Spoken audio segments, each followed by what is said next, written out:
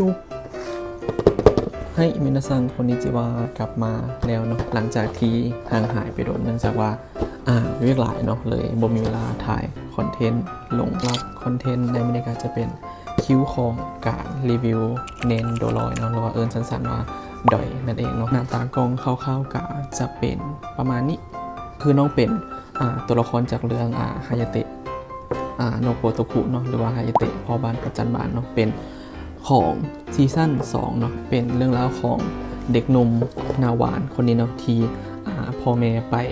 กู้ยืมติดหนี้มาเนาะแล้วต้องได้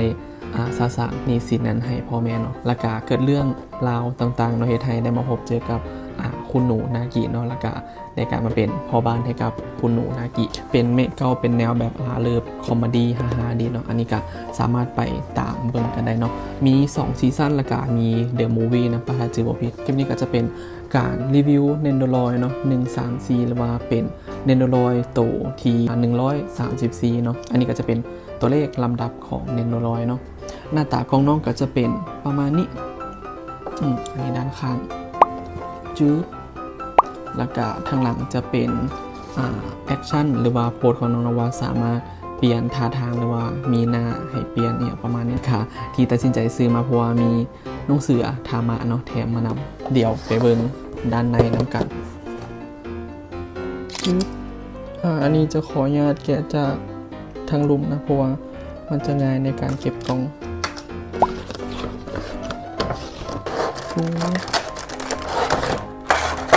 ทางด้านในก็จะเป็นประมาณนี้เนาะเป็นพลาสติกใส่คอประมาณนี้แล้วก็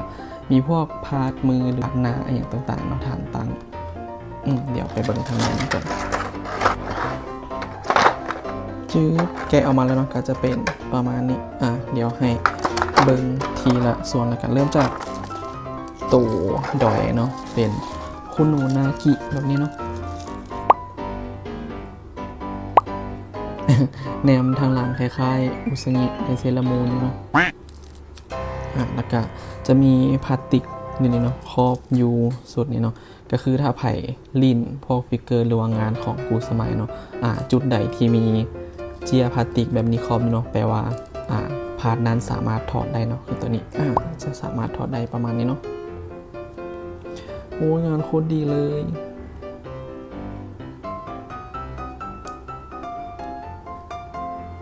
ตัวของดอยเนาะคุณโนนากิของเขานั่นเองคิ้วมาก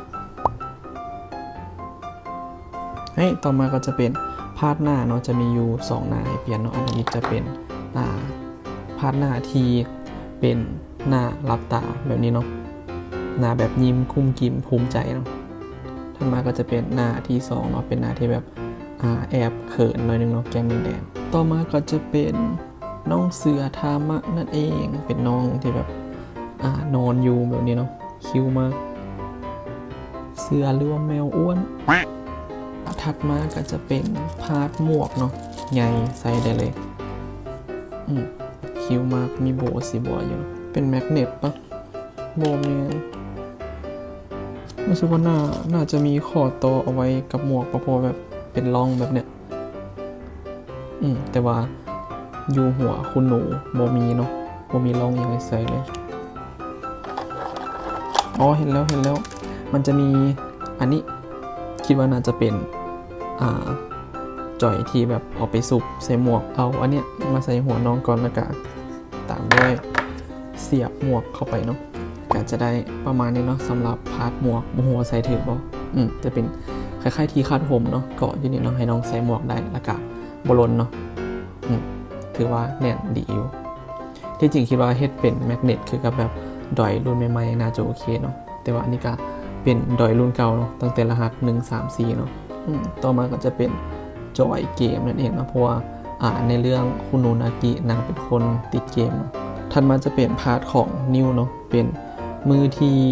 สู้2นิ้วเนาะแล้วก็เป็นมือที่ยกโป้เนาะแล้วก็มาโฟกัสละเป็นพาร์ทขาที่แบบใส่นางใส่อะไรดีนางพับเพียบลินเกม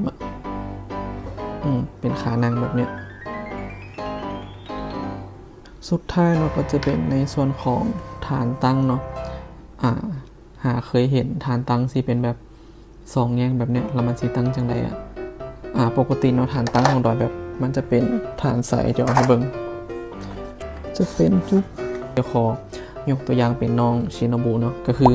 ปกติสแตนดาร์ดฐานของดอยเนาะมันจะเป็นฐานใสแบบนี้ที่มาพร้อมกับ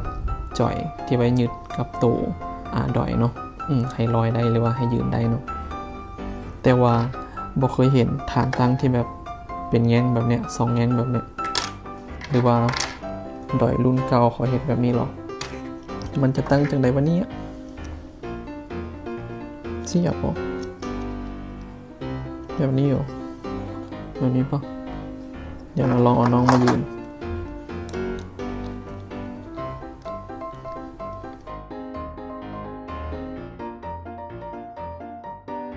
โอเค